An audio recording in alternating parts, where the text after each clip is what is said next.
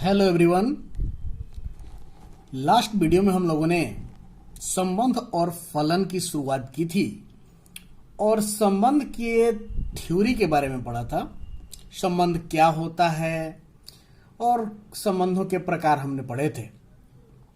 आज के वीडियो में हम लोग संबंध पर आधारित कुछ प्रश्न हल करेंगे। पहला क्वेश्चन हम ले रहे हैं। मान लीजिए कि एक किसी बालकों के स्कूल के सभी विद्यार्थियों का समुच्चय है। दर्शाइए कि R बराबर AB, जहां AB की बहन है, द्वारा प्रदत्त संबंध एक रिक्त संबंध है तथा R डैश बराबर AB, जहां A तथा B की ऊंचाइयों का अंतर 3 मीटर से कम है, द्वारा प्रदत्त संबंध एक सार्वत्रिक संबंध है। सबसे पहली बात, क्वेश्चन में जो भी दिया गया है उसको नोट डाउन करेंगे। क्या क्या दिया है लिखते हैं। देखिए तो हल क्या क्या दिया गया है भाई। दिया गया है या प्रदत्त है, आप कुछ भी लिख सकते हो। समुच्चय दिया है ए बराबर किसी बालकों के स्कूल के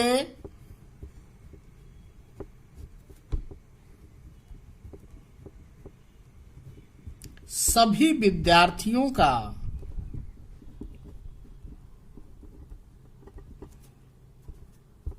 समुच्चय। ठीक है। एक संबंध R दिया गया है, R बराबर AB, जहां AB की बहन है और R डैश एक संबंध दिया है AB, जहां A तथा B की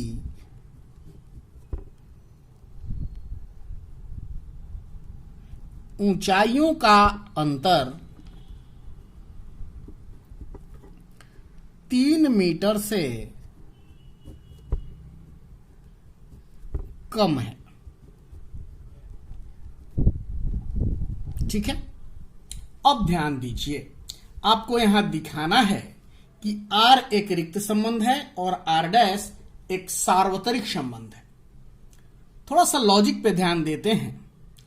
दिया गया है कि जो A है बालकों का स्कूल है, यानी बॉयज स्कूल है। जब बॉयज स्कूल है तो बॉयज स्कूल में क्या कोई भी लड़का किसी लड़के की बहन हो सकता है? नहीं हो सकता।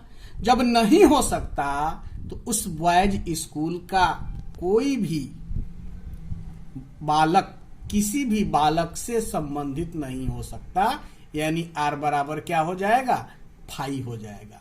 इसलिए R एक रिक्त संबंध होगा। क्लियर है। अब R डैश की बात कर लें।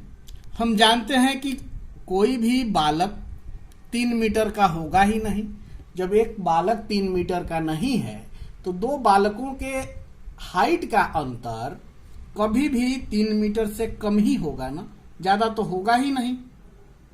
जब कम होगा इसका मतलब क्या? हम कह सकते हैं कि बालकों के विद्यालय में हर एक बालक किसी भी बालक से संबंधित है। क्यों? क्योंकि उनके ऊंचाइयों का अंतर हमेशा 3 मीटर से कम ही आएगा। इसलिए यह संबंध एक सार्वत्रिक संबंध होगा। क्लियर है। चलिए इसको लिख लेते हैं। चूंकि स्कूल बालकों का है, इसलिए कोई बालक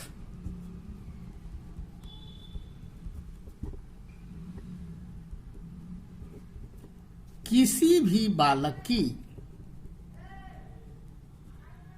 कोई बालक किसी भी बालक से संबंधित नहीं होगा, क्योंकि एक बालक कभी वहन नहीं हो सकता, वहन नहीं हो सकता। इसलिए R बराबर क्या, 5। अतः R एक रिक्त संबंध है।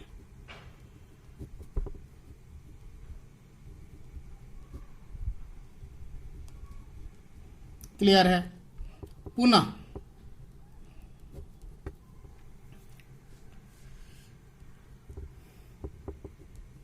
दो बालकों के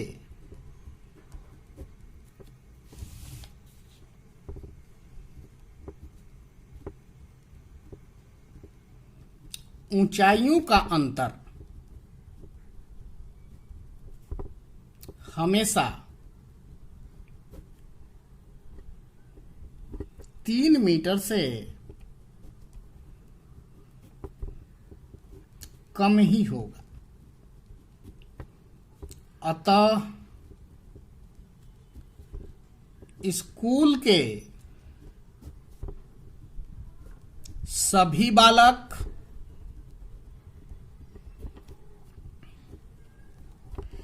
एक दूसरे से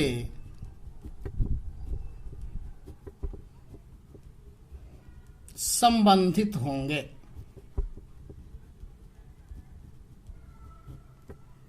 इसलिए R डैश बराबर A क्रॉस A। इसलिए R डैश बराबर A क्रॉस A। अतः R डैश एक सार्वत्रिक संबंध है।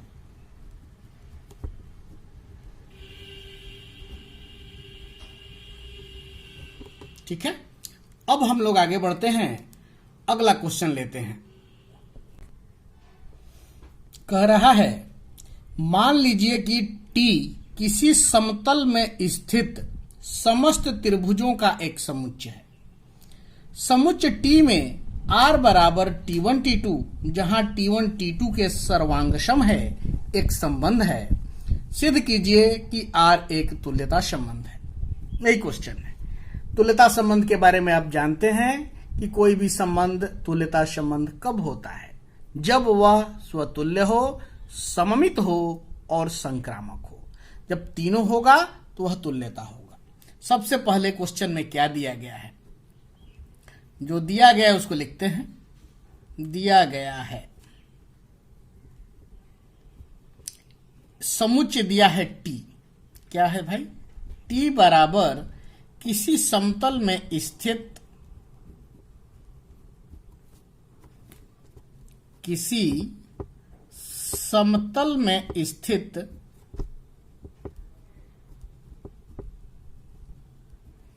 समस्त त्रिभुजों का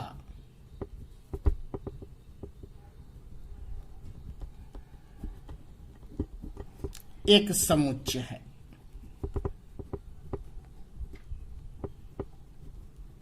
ठीक है, R क्या दिया गया है? T1 T2। T1 T2 के सर्वांगसम है। ठीक है, तो आपको दिखाना है कि R एक तुल्यता संबंध है। बारी बारी से हम चलते हैं। सबसे पहले स्वतुल्य। देखिए, कोई भी त्रिभुज खुद के सर्वांगसम तो होगा ना।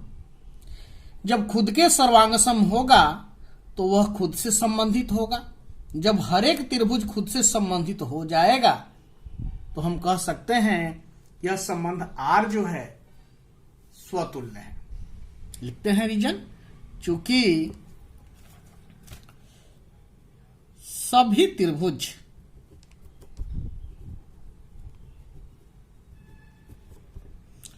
स्वयं के सर्वांगसम होते हैं। इसलिए T1 belongs to R for all, मतलब सभी T1 के लिए जो कि सेट T के मेंबर हैं। ठीक है, अतः R एक स्वतुल्य संबंध है।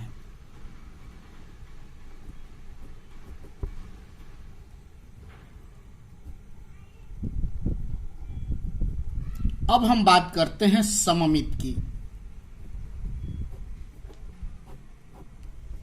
देखिए, कोई भी संबंध सममित कब होता है, देखते हैं। हमने पढ़ा था कि ए बी यदि आर में है तो बी ए भी आर में होगा। यदि ऐसा होगा तो वह सममित होगा। हम लोग क्या करते हैं, मान लेते हैं, माना T1 T2 belongs to R।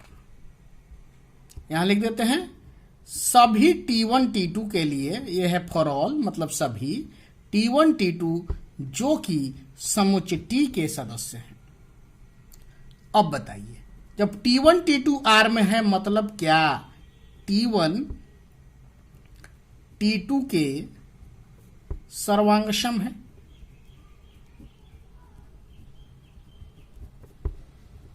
अब मुझे बताइए कि जब T1 T2 के सर्वांगसम है तो क्या T2 T1 के सर्वांगसम नहीं होगा?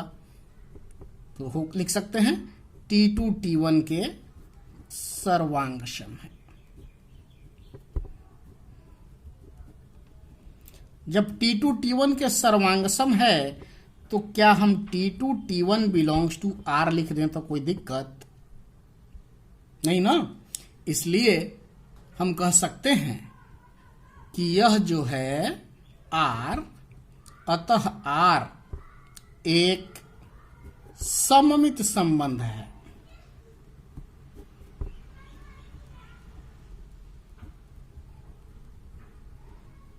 ठीक है, अब आगे बढ़ते हैं और बात करते हैं संक्रामक की।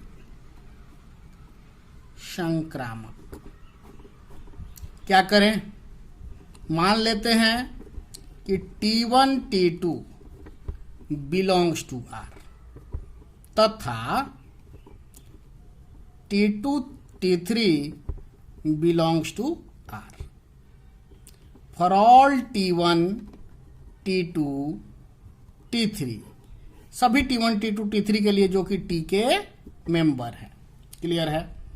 अब इसका मतलब क्या कि T1 T2 R में है, मतलब कि T1 T2 के सर्वांगसम है।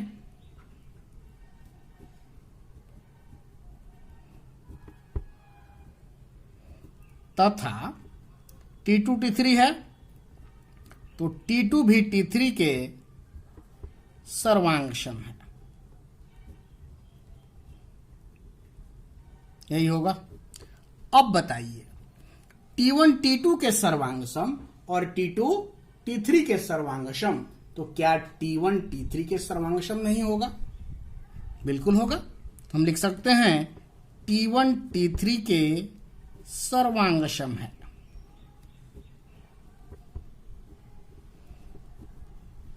अब जब सर्वांगसम है तो हमको T1 T3 belongs to R लिखने में कोई दिक्कत नहीं है। अतः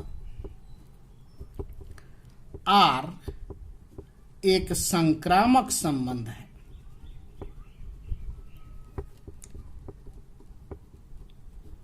हमने क्या देख लिया कि R स्वतुल्य भी है, सममित भी है और संक्रामक भी है। जब तीनों हो गया तो यह एक तुल्यता संबंध है। अब लिख देंगे कि चूंकि R स्वतुल्य, सममित तथा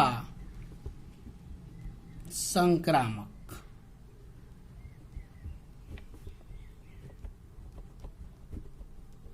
तीनों है। अतः R एक तुल्यता संबंध है।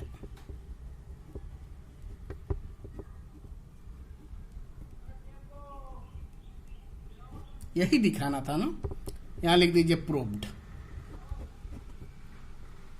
अब आते हैं अगले क्वेश्चन पर। क्वेश्चन कह रहा है कि मान लीजिए कि L किसी समतल में स्थित समस्त रेखाओं का एक समुच्चय है तथा R बराबर L1 L2, जहां L1 L2 पर लंब है। समुच्चय L में परिभाषित एक संबंध है। सिद्ध कीजिए कि R सममित है, किंतु यह न तो स्वतुल्य है और न संक्रामक है। चलिए देखिए क्या करेंगे। पहले जो दिया गया उसको नोट डाउन करते हैं। क्या दिया है? दिया गया है L कह रहा है किसी समतल में स्थित समस्त रेखाओं का एक समुच्चय है। तो L क्या है? किसी समतल में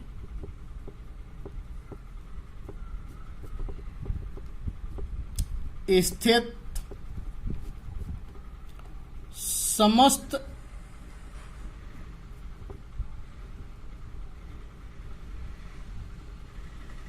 रेखाओं का एक समुच्चय है। ठीक है। R कैसे दिया है? R बराबर है L1 L2, जहां L1 L2 पर लंब है। अब आते हैं बारी बारी से, हम तीनों चीजों को देखते हैं। स्वतुल्य। देखिए, कोई भी रेखा खुद पर लंब नहीं हो सकती, इसलिए कोई भी रेखा खुद से संबंधित नहीं होगी। जब खुद से संबंधित नहीं होगी तो यह जो संबंध है स्वतुल्य नहीं होगा। ठीक है। हम लिखेंगे चूंकि कोई रेखा L1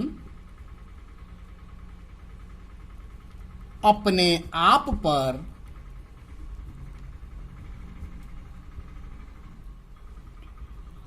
लंब नहीं हो सकती, नहीं हो सकती।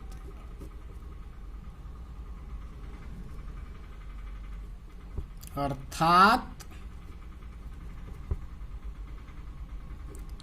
L1 does not belongs to R, इसलिए R स्वतुल्य नहीं है।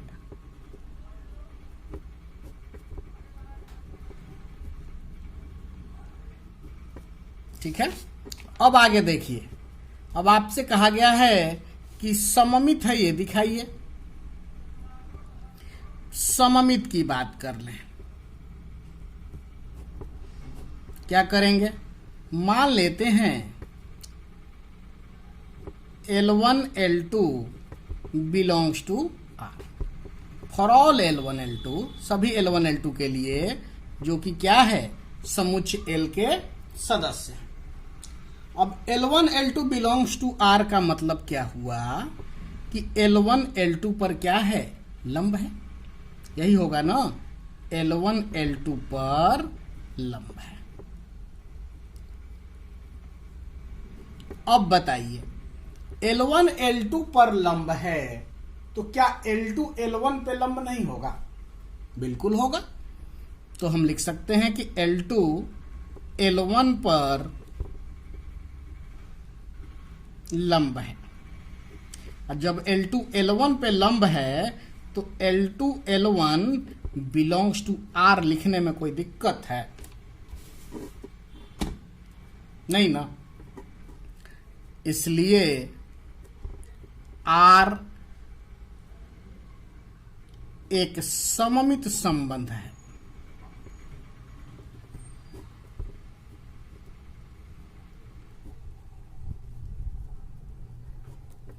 थर्ड नंबर पे आते हैं, संक्रामक की बात करें। देखिए कैसे।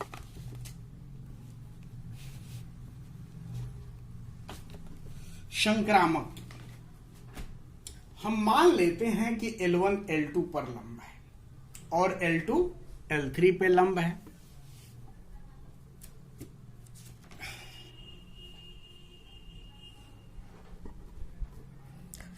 माना L1 L2 belongs to R तथा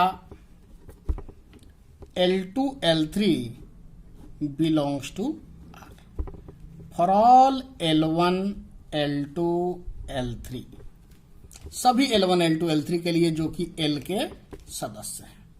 थोड़ा सा समझिएगा, थोड़ा सा यहां समझने की जरूरत है। जैसे मान लेते हैं कि यह एक रेखा है आपका, ये ऐसा कुछ, ये मान लो कि L1 है, L1 पे लंब ले लिया हमने L2 को और ये L2 पर लंब हो गया L3। अब देखिए तो L1 पर लंब है L2, L2 पर लंब है L3। क्या L1 और L3 एक दूसरे के लंबवत हैं? नहीं है, ये दोनों तो समानांतर आ रही है ना। जब समानांतर आ रहा है तो हम कह सकते हैं कि यह एक संक्रामक संबंध नहीं है। यानी हमने क्या माना कि L1 L2 पर लंब है, यही होगा ना, L1 L2 belongs to R, यानी L1 L2 पर लंब है तथा L2 L3 पर लंब है। ठीक है, लेकिन हम क्या देख रहे हैं, इस डायग्राम से बिल्कुल क्लियर है कि L1 L3 पर लंब नहीं है।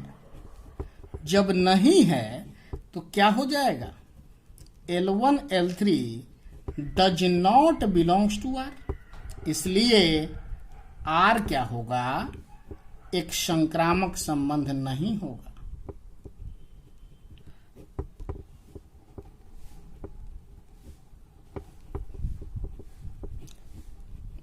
अब हम कंक्लूड कर दें। क्वेश्चन यही कहा था कि आप दिखाइए कि R जो है एक सममित है लेकिन स्वतुल्य और संक्रामक नहीं है। हम लोगों ने दिखा भी दिया, तो कंक्लूड कर देंगे, अतः R सममित है। ठीक है ना, जो है लिख देना है, R सममित है किंतु यह न तो स्वतुल्य है और न ही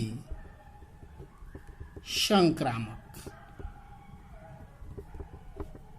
क्लियर है? अब हम आते हैं अगले क्वेश्चन पर। नेक्स्ट क्वेश्चन देखते हैं। क्वेश्चन कह रहा है कि सिद्ध कीजिए कि समुच्चय, समुच्चय क्या दिया गया है भाई, दिया गया है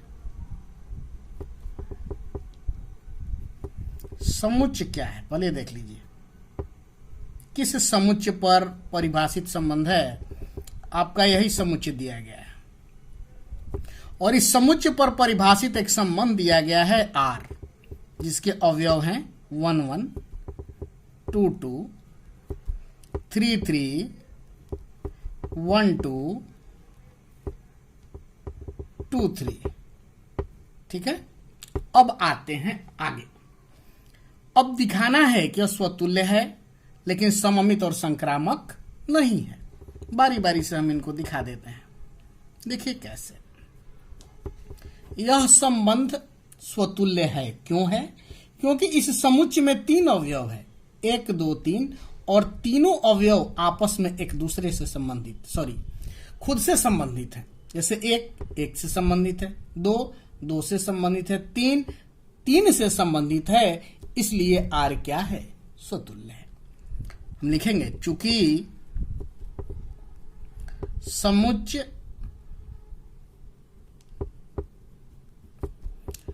1 2 3 के प्रत्येक अवयव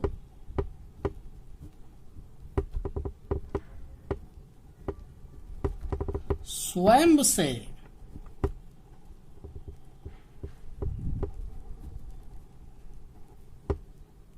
संबंधित है,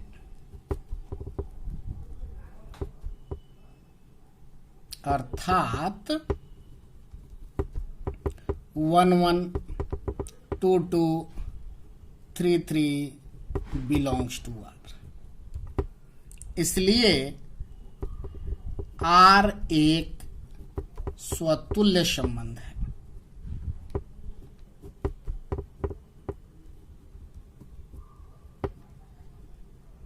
क्लियर है? अब बात करते हैं सममित की। देखिए, यह सममित नहीं होगा। क्यों नहीं होगा? देखा जाए, चूंकि 1 2 बिलोंग्स टू आर, 1 2 आर में है, लेकिन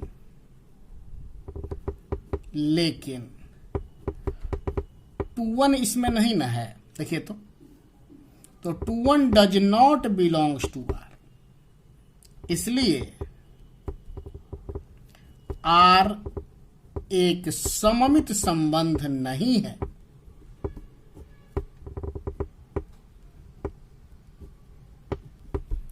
आर एक सममित संबंध नहीं है।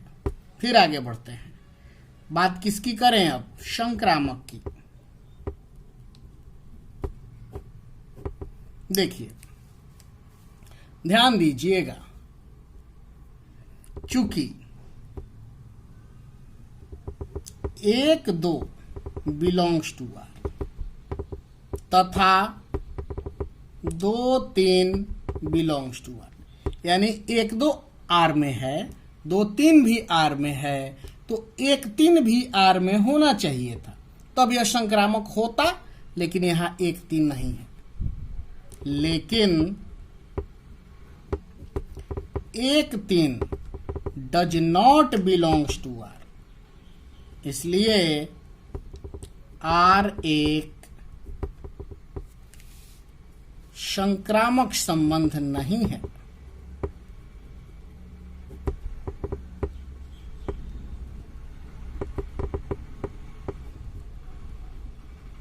क्लियर है? कंक्लूड करना चाहें तो कर दीजिए। अतः आर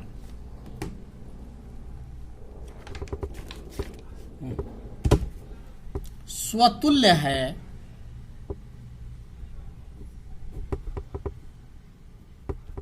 परंतु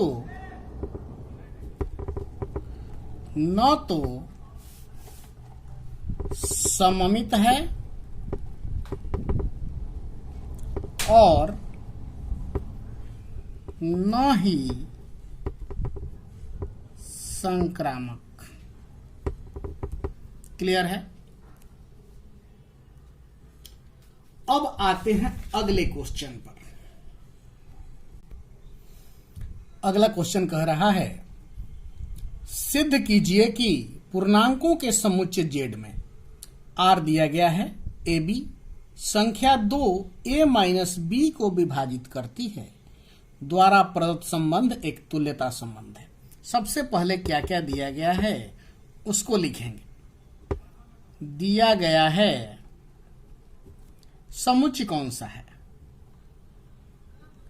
जिस पर संबंध परिभाषित है? जेड। जेड मतलब पूर्णांकों का समुच्चय। आर क्या दिया गया है भाई? ए बी, जहां संख्या 2 a माइनस बी को विभाजित करती है।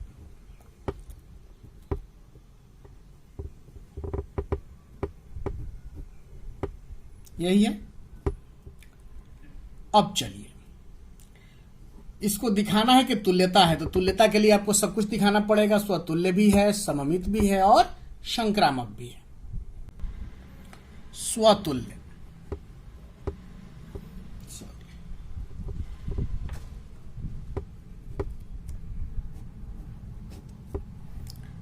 दिखाते हैं कि स्वतुल्य कैसे होगा। देखिए, अब बताइए मुझे कि किसी भी संख्या में से उसी संख्या को घटाएंगे तो क्या आएगा? 0। क्या 0 2 से विभाजित नहीं होगा? होगा, यानी हर एक संख्या खुद से संबंधित होगी। क्लियर है? लिखेंगे कि चूंकि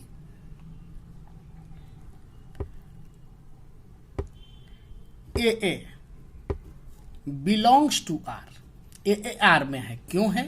तो लिखेंगे क्योंकि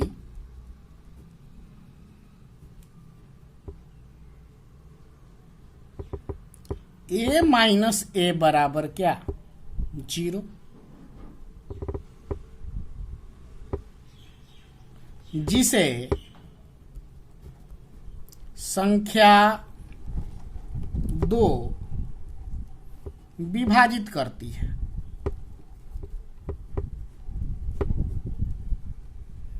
सभी ए वैसे ए के लिए बात हो रही है जो पूर्णांक हो, है ना?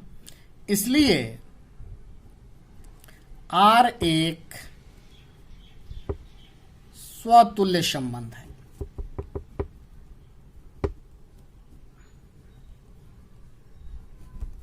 क्लियर है? अब हम बात कर लेते हैं सममित की। सममित कैसे है ये दिखाना है। ठीक है, देखिए, मान लेते हैं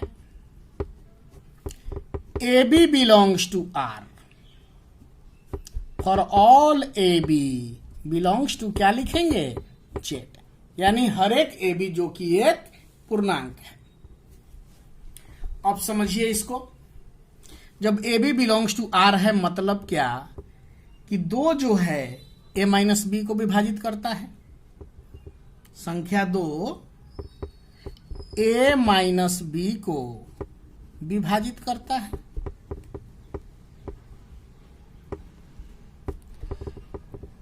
विभाजित करता है। अब 2 जो है को विभाजित करता है, तो क्या यह b माइनस ए को विभाजित नहीं करेगा?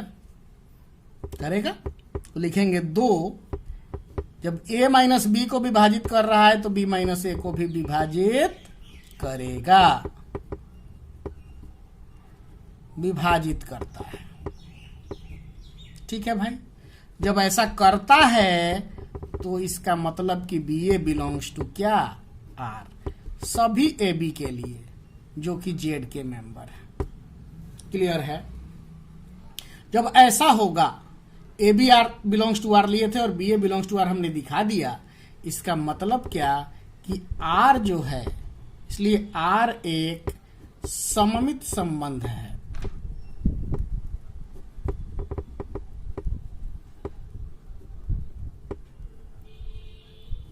क्लियर है?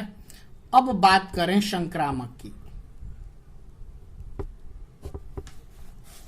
अब देखिए, मान लेते हैं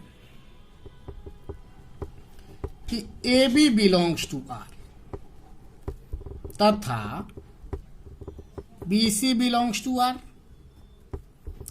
for all A B C belongs to sorry R नहीं, जेड।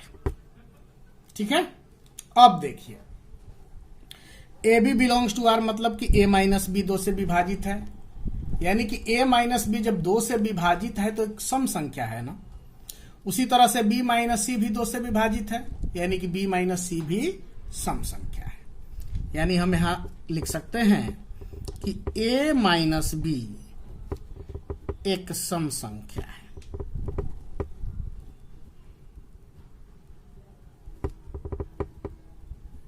तथा b माइनस सी भी एक सम संख्या हो जाएगा।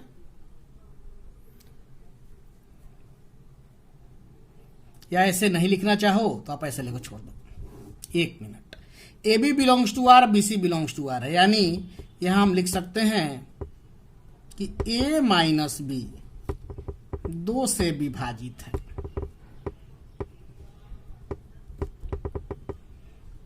तथा बी माइनस सी 2 से विभाजित है।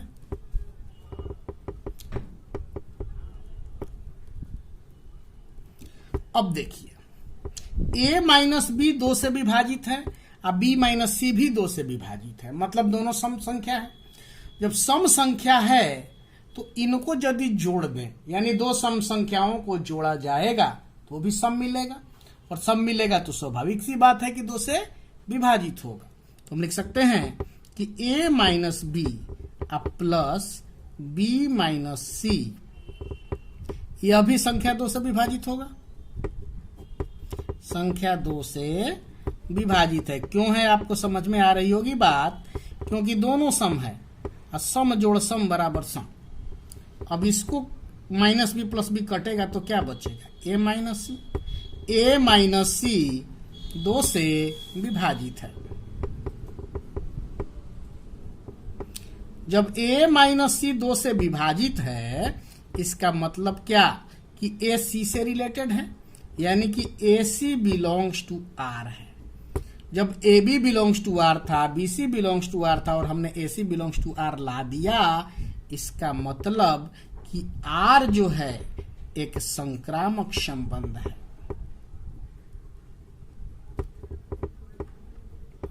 R एक संक्रामक संबंध है।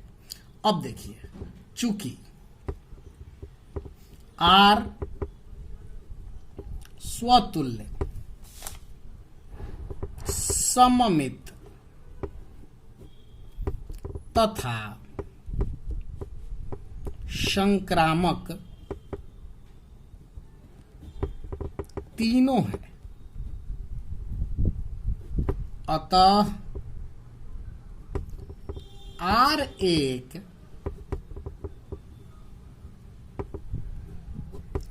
तुल्यता संबंध है।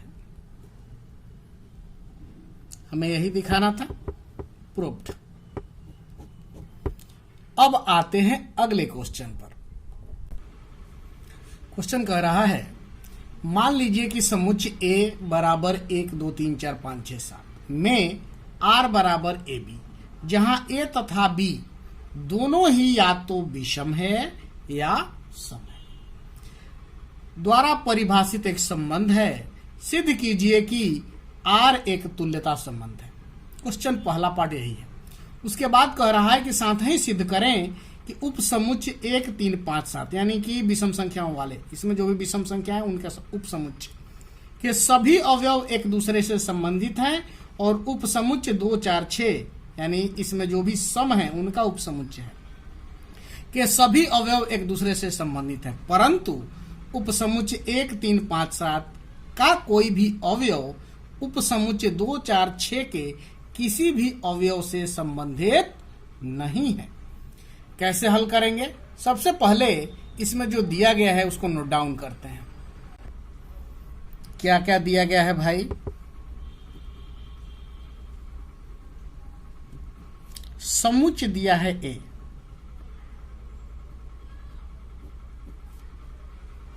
बराबर है आपका 1 2 3 4 5 6 7, ठीक है।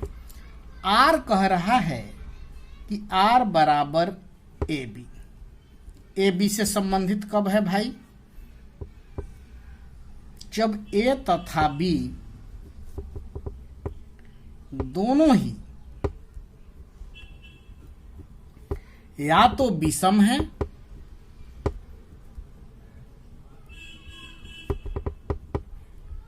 या सम है, ठीक है। तो सबसे पहले आपको दिखाना है कि यह एक तुल्यता संबंध है। स्वतुल्य की बात कर लें।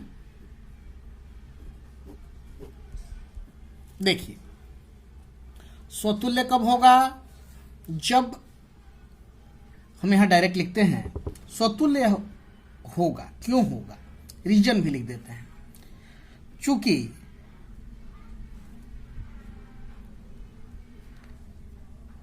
ए का कोई दिया गया अवयव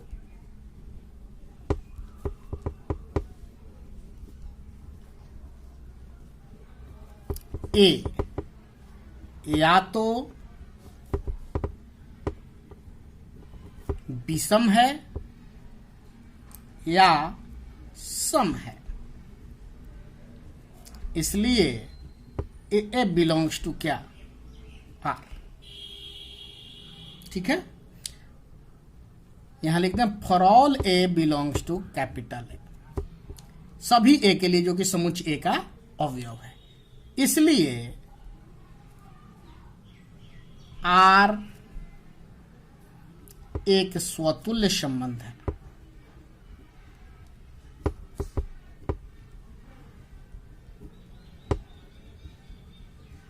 अब हम बात कर लेते हैं सममित की। देखिए, मान लेते हैं कि A B belongs to R. For all A B, सभी ए बी जो कि समुच्चय ए के अवयव है। ये क्या इंप्लाइज करेगा? A B belongs to R का मतलब कि या तो ए और बी दोनों के दोनों सम हैं या तो दोनों के दोनों विषम हैं, यही ना? ए तथा बी दोनों ही या तो विषम है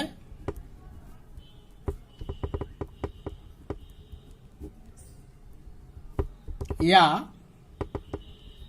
सम है। ए तथा बी दोनों ही या तो विषम है या सम है, या यूं कहें कि बी तथा ए, ऐसे भी कह सकते हो कि बी तथा ए दोनों ही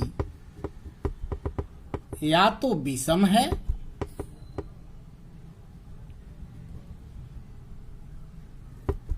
या सम है, यानी बी ए बिलोंग्स टू क्या हो जाएगा? आर। हम लिख सकते हैं कि इसलिए आर एक सममित संबंध है।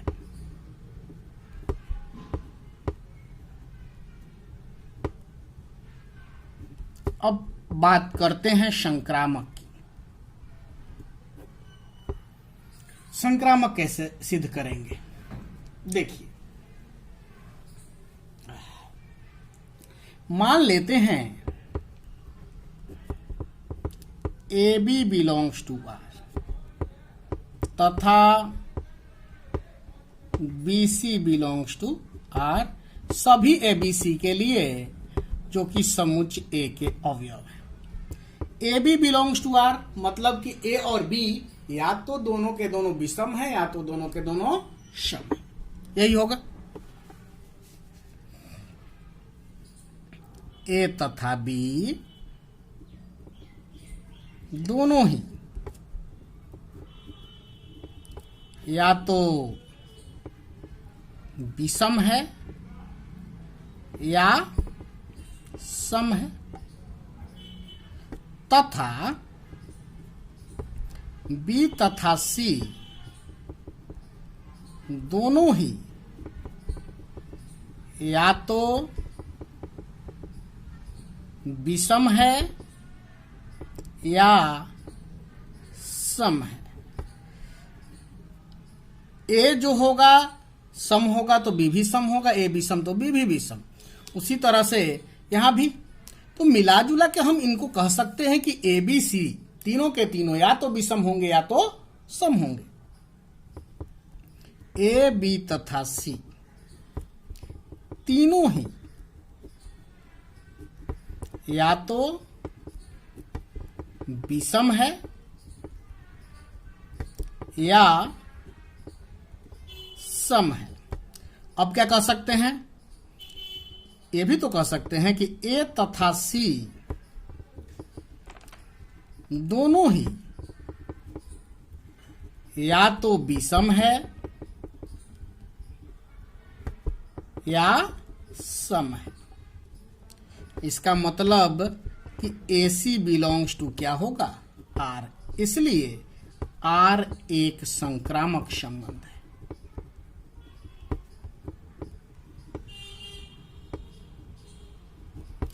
अब देखिए, चूंकि R स्वतुल्य, सममित तथा संक्रामक तीनों है, इसलिए R एक तुल्यता संबंध है।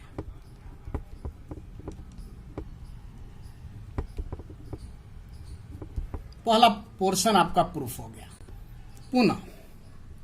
पुनः देखते हैं, उपसमुच्चय 1, 3, 5, 7 के सभी अवयव विषम हैं, इसलिए क्या पूछा है, इसलिए सभी एक दूसरे से संबंधित है, इसलिए सभी एक दूसरे से संबंधित है। फिर देखिए, उपसमुच्चय 2, 4, 6 के सभी अवयव सम हैं, इसलिए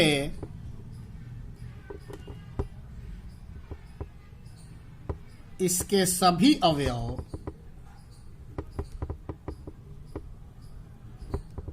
एक दूसरे से संबंधित हैं।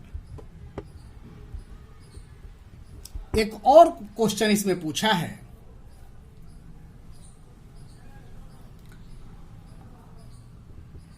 पुनः करके लिख देते हैं, उपसमुच्चय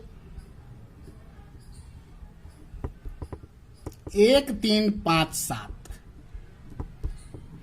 के सभी अवयव विषम हैं तथा उपसमुच्चय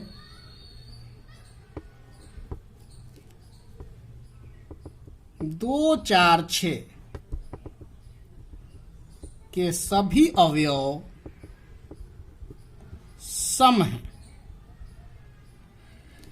इसलिए इन दोनों उपसमुच्चयों के अवयव आपस में संबंधित नहीं होंगे। इसलिए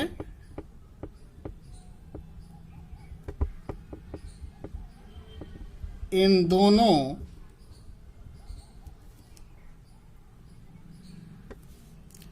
उपसमुच्चयों के अवयव परस्पर संबंधित नहीं होंगे। ऐसे दोनों उपसमुच्चयों के अवयव एक दूसरे के साथ संबंधित नहीं होंगे। क्लियर है?